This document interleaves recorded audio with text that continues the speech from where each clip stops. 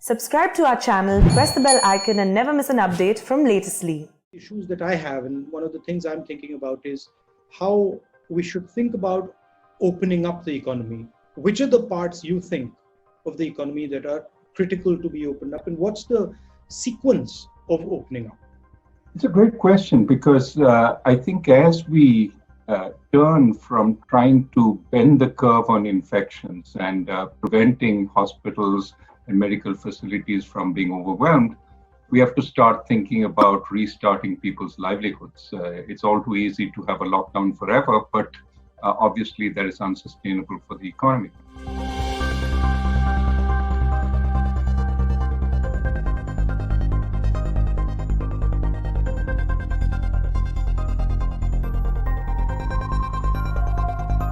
I don't think we have to aim for 100% sort of success, that is zero cases when we open up. That's unachievable.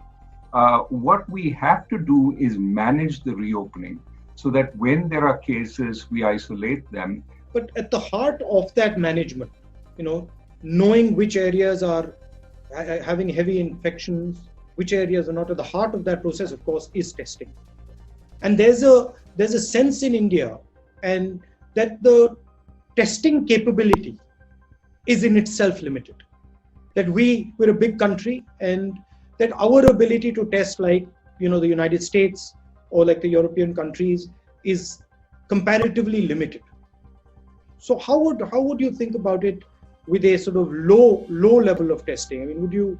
It's a great question because take the United States right now. It's ramped up to about 150,000 tests per day. But the consensus amongst experts, certainly the epidemiologists, is that to really be confident about opening up, you have to triple that to 500,000 tests a day at least. And some are talking of numbers in the millions. Well, just multiply by 4 to get 4.5 to get India's population. And you're talking about 2 million tests a day if you want to get the level of confidence that you have in the United States.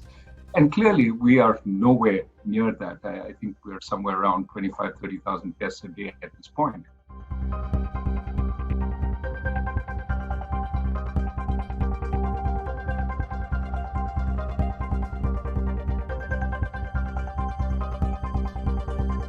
तो doctor राजन कितना पैसा लगेगा गरीबों की मदद करने के लिए? तकरीबन 65,000 करोड़ 60,000 और 65,000 करोड़ इतना ज्यादा नहीं है. हमारा जीडीपी 200 लाख करोड़ है और उसमें 65,000 करोड़ इतना ज्यादा नहीं है. तो कर सकते हैं. और अगर ये गरीबों के लिए है और अगर उनका जिंदगी बचाने के लिए है तो करना चाहिए.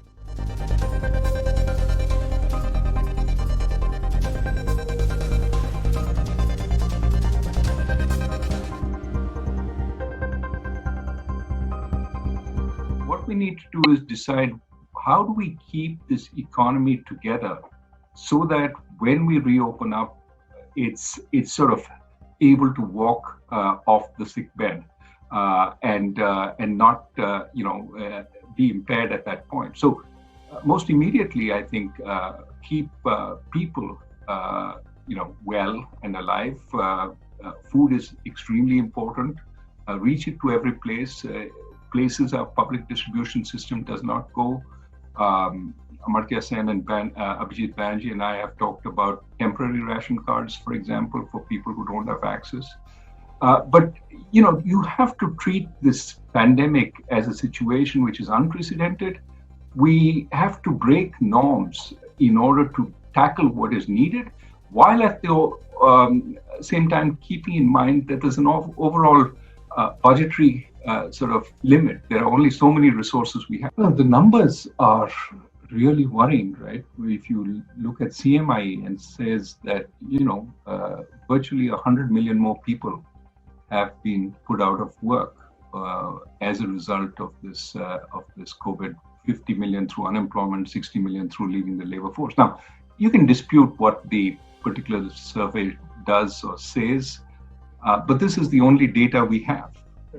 And the numbers are just mind-boggling.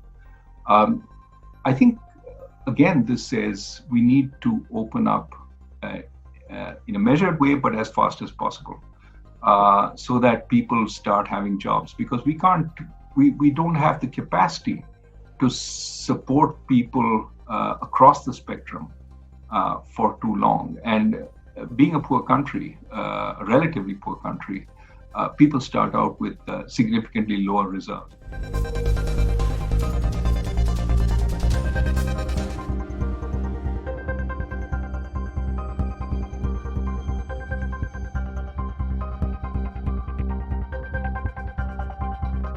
If there is division and hatred, that disconnects people. That's also infrastructure. There's an infrastructure of division and infrastructure of hatred, and that causes as big a problem. Absolutely. I think social harmony is a public good. Having everybody believe that they're part of the system and equal part of the system is essential. We cannot afford to be a house divided, especially in these times when our challenges are so big. And so I would prefer to put, our founding fathers, people who wrote our Constitution, and the early sort of administrations. That's something I've been spending some time sort of relearning. And those people realized that there were some issues which you wanted to put on a shelf and not touch. Because if we got into those issues, we would spend a long time fighting each other.